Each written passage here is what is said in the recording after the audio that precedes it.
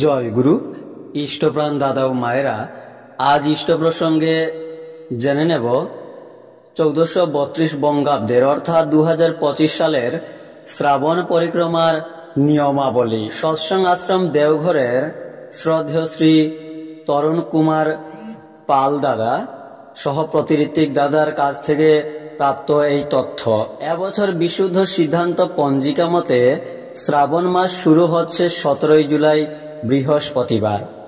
ওই দিন থেকে অর্থাৎ পয়লা শ্রাবণ ইংরাজি 17 জুলাই থেকে শুরু হবে শ্রাবণ পরিক্রমা। এই পরিক্রমা ভাদ্র পরিক্রমা শুরুর আগের দিন পর্যন্ত অর্থাৎ সারা মাস ধরে চলবে।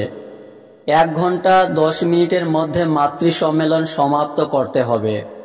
প্রার্থনা দিয়ে শুরু হবে। নাম জপের পর সত্যানুসরণ ও নারীর নীতি গ্রন্থ পাঠ হবে। 3টি সমবেত অর্থাৎ কোরাস সঙ্গীত অথবা ভজন হবে। কোনো একক ভজন অর্থাৎ সিঙ্গেল ভজন হবে না। 3টি ভজনের মধ্যে 2টি শ্রী শ্রী ঠাকুরের ও 1টি শ্রী শ্রী বড় মায়ের গান থাকলে ভালো হয়। একসাথে সর্বাধিক মায়েরা যেন অংশগ্রহণ করতে পারেন। 2 জন তরুণী অর্থাৎ নতুন মা যারা আগে কখনো ইষ্ট প্রসঙ্গ করেননি বা নতুন শুরু করেছেন, তাদের ইষ্ট প্রসঙ্গ করার অগ্রাধিকার দিতে হবে। ইষ্ট প্রসঙ্গের বিষয় আগে থেকে ঠিক করে দিতে হবে। আগে থেকে নির্দিষ্ট মাকে বিষয় দিয়ে প্রস্তুতি নিতে বলতে হবে, যাতে তথ্যপূর্ণ ও শ্রী শ্রী ঠাকুরের ভাব অনুসারী আলোচনা হয়।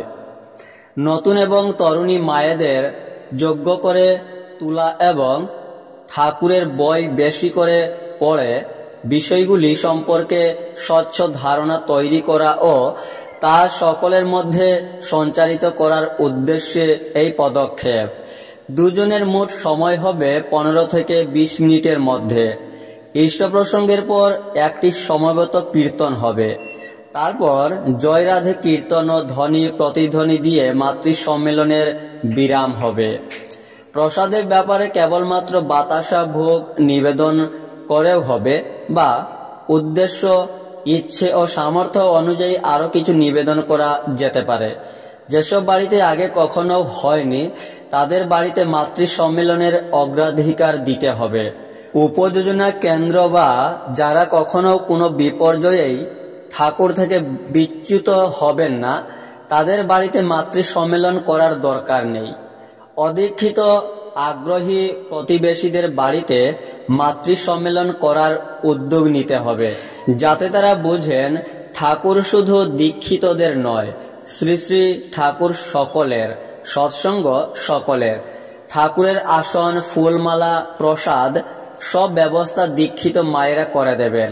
তাদের কাছে কিছু চাওয়া যাবে না, তারা আগ্রহী হয়ে দিতে চাইলে নেওয়া যাবে।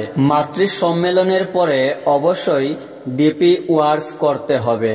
মহামূল্যবান এই ভিডিওটি প্রত্যেককে শেয়ার করবেন লাইক কমেন্ট করে। জয় গুরু।